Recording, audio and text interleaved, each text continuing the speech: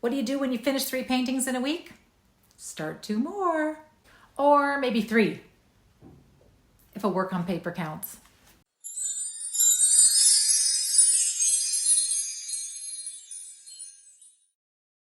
Hi, I'm Tamara Grand. I'm a self-taught abstract painter working out of my home studio in Port Moody, British Columbia. This is Studio Diary, a bi-weekly series where I take you into the studio and show you what I'm working on. Whether you're an art collector who wants to see what goes into an original painting, or a fellow artist who just likes watching somebody figure things out in real time, you're in the right place. Welcome. So it's been a few days since I've actually done any painting. These 3 guys are up on the wall and they're ready for a little bit of a closer look and maybe a fresh eye. This was the 3rd piece that I started in the series, and I changed the orientation from vertical or portrait to landscape just to give myself a little extra challenge. And I have to say, I really love this piece as it is. I wasn't sure a few days ago whether it still needed a little bit more refinement, but I'm really happy with a lot of the elements. I'm really happy with the movement. I'm really thrilled with these little bits of texture. And when I came in with that loaded brush and added a bit of soft edges alongside the harder edges. So right now, I think this one's good to go. I think we're going to leave it where it is, and I might reevaluate down the road, but I think it's ready to come off the wall and give a little bit more space for the other pieces. Here are a few of my very favorite details.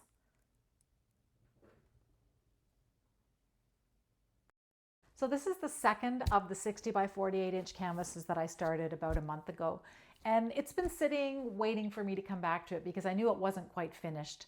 My goal with this one was to lighten the palette up a bit, to have more open, neutral, natural colored shapes, to make it a little bit brighter in contrast with that first piece, which was a bit moodier. And I think I've done that really well. I like the way the colors are working together here. I like the way the shapes are working. I like the movement in general, but I'm still feeling like there are areas where I have too many small elements competing for my attention. In particular, down in places like this. Really, really small pieces of different colors that don't really seem to fit in the painting quite the way I want them to. So the 3rd piece, this little guy on the corner wall, I'm laughing that I call him a little guy at 40 by 30 because in the past he would have felt pretty darn big. I started at the same time as the landscape orientation larger one, and I'm really, really loving a lot of what's happening here. Same issues as this guy, a little bit of distraction, maybe too much going on in terms of small shape. And I need to sort of pull it together.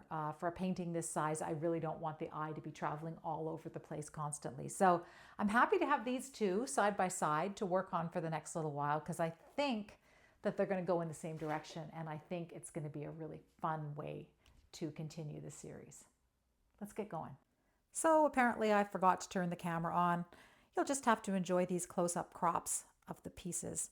And yes, I finished all 3 of the large canvases this week, 3 60 by 48 inch paintings. Here are some samples of those pieces in situ app rooms. I love to look at my work and imagine what it might look like in a house other than mine.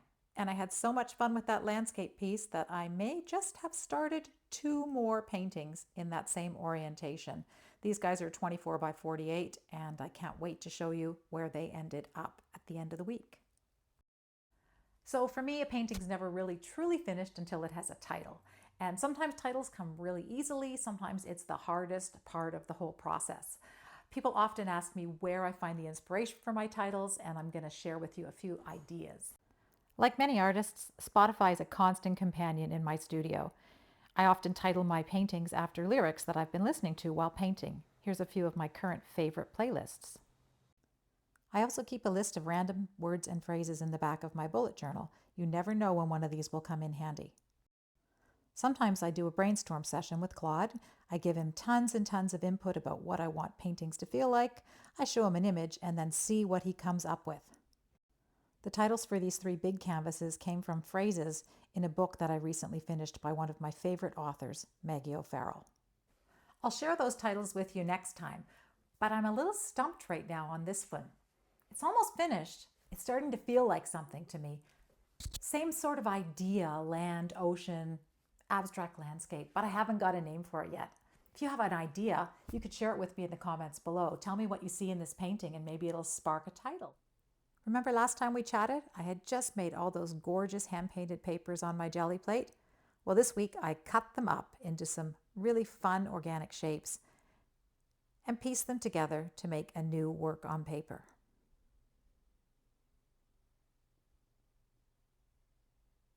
So I'm about to get going on this work on paper. Here's my tools.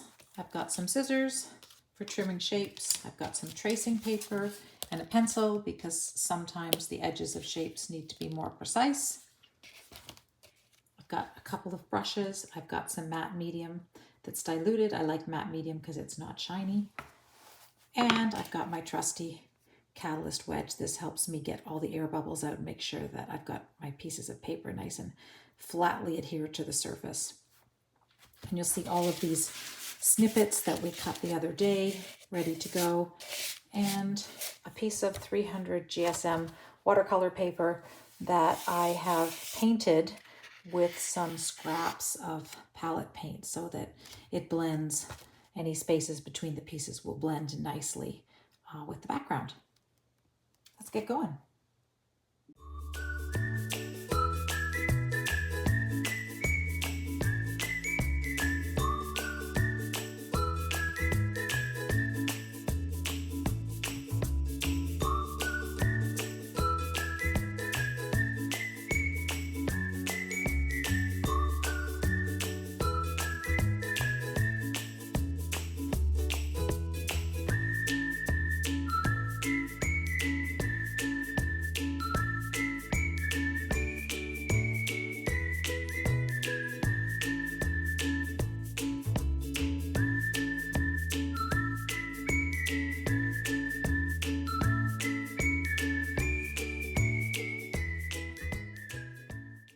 So here's where this collage piece ended up. Or maybe like this. Or maybe like this. I'm not quite sure the orientation yet. What I find really interesting is that all of these shapes and colors and textures that I used in the work on paper are really nicely mirroring what I'm seeing on my painting wall. So smaller works on paper give ideas to the works on canvas generate ideas for the works on paper as well. So the next question is, what does one do with a piece of art like this? Normally I would take my loose canvas or works on paper and I would mat them and I would frame them. And I was going to do that with this, but look at that beautiful deckled edge on the paper. I really don't want to hide that behind a mat. So I wasn't sure how to go about displaying this piece. So I did what I usually do when I need an answer. I throw the question out there to Instagram and I ask my artist community to tell me what their best solutions to the problem are. And it was pretty much unanimous. Everybody said to float mount it, no matting required, either on a light or a dark background, and leave a good thick border between the edge of the deckled paper and the frame. After I figure out how to do that, and I actually do it, I will come back and share the final finished product with you guys here. Until then, if you're an artist who has worked on paper, how do you display your work? Do you frame it? Do you mat it? Do you float mount it? Do you put it on canvas or a wooden background? And people who have bought art that's on paper, what do you particularly like about it? Do you like it matted? Do you like it framed? Do you like it with a fox? Do you like it in a box?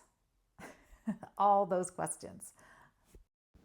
While I've been busy painting, Max and Ruby have been getting to know the studio a little better. They love hanging out on my painting table, never when there's paint on it, of course.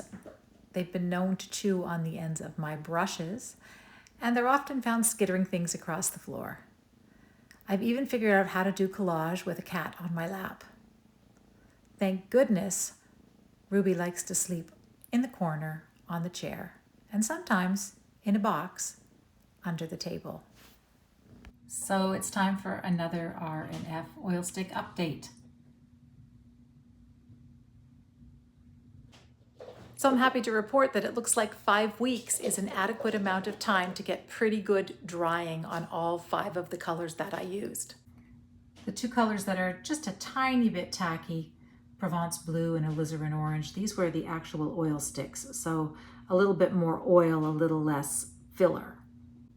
The smaller drawing oils are all completely dry, and I'm really excited about this because these 3 colors, yellow, olive, and blue midnight, and white, are colors that I would really like to use to embellish the big canvases with. And since they don't have to go anywhere for a good 3 months, I think I'm gonna do it. Okay, so I want to shift gears here for a few minutes, and I want to talk about what else I've been working on the last couple weeks that hasn't involved painting. A friend of mine, artist friend of mine, refers to as things that are sort of the next step up for us in our artistic career as big scaries. And she likes to try to do one big scary a month. In the last couple weeks, I've actually done 2 big scaries. The first is apply for a solo exhibition at a volunteer-run gallery. Now, I've had a solo show before, but what made this scary is the fact that the show is up for a month. It's a much larger space than my last show was in, and I will physically have to be in the gallery Saturdays and Sundays for the entire duration of the 4-week show. Why is that a big scary? Well, it's a lot of time because it's a big space. It's a lot more paintings. And it's also being front-facing with the work and having to greet everybody who comes into the gallery and talk to them about the work. Now, I know it's actually a really good thing to be able to do that, and it's something that I should be pushing myself towards, but it's an application that I almost didn't send because that little voice in my head said, it's going to be too much work. It's going to be too much time. How are you going to engage with all of those people over the art? Wouldn't you just really rather leave things up on your website and hope that people find you and like your work and buy your work? So the application process itself wasn't actually that hard. You did not have to write a specific exhibition proposal. All it needed was an artist statement that tied the work together, which I'm perfectly capable of doing. And I ended up submitting 10 pieces from my recent New Zealand series, those brightly colored amongst the Nikau pieces that I would really love to see displayed somewhere all together. Again, I almost didn't do this. I almost talked myself out of it. But in the end, I decided if I want to move my artistic career forward, I need to do some of these things that feel a little bit scary. So I did, and now we're going to forget about this entirely until September, when I will or won't hear the results of my application. The second big scary was applying for associate status with the Federation Gallery. The Federation of Canadian Artists, they run a gallery down on Granville Island. I have been juried in as an exhibiting member for the last 5 years, which means I can apply to shows. These are shows that are themed, and I often get a piece or 2 accepted at a time. They're big group shows, and a lot of people are exhibiting members. Last time I was in to drop work off, the gallery assistant said to me, I haven't seen your application for associate status. And I said, well, that's because I haven't applied. And she said, it's the annual intake. You should apply. And I looked at her and I said, why? She said, you've been accepted at way more than the minimum requisite number of shows here, and you are ready to apply for associate status. So what does that get me? Well, it lets me put a little letter after my name, which, looks good, I suppose, on paper, but it's also an opportunity to have a portfolio of what I consider my best and curated work, juried by artists who are that next step above me, where I'm wanting to get with my work. So I went ahead and I did that. I put the application in, 10 images. I had some issues with resizing, which I've never had before, and I was really quite embarrassed to be told that I needed to crop my images better, but there you have it, live and learn. And I'll let you know what the results of this are. The really fun thing about this application, even though it's big and scary, is that 3 of the pieces will actually be live juried. So if you get past the first step, having all 10 images okayed, then you're invited to choose 3 of those images and deliver them to the gallery, and they'll be juried live. So they'll actually be looking at the work up close, in person, which I think is actually really good for me, because I think my work looks much better in person than it does on a screen or in a still camera shot. But still, there's the possibility of rejection here, and it feels like it's a bigger rejection than having a single painting submitted to a show and not getting accepted. So I feel like I've done a couple of big scaries. I've put myself out there. I've been a little bit vulnerable, and only time will tell whether either of them pays off. And I guarantee that I will tell you whether it's good news or whether it's come back and try again next year news.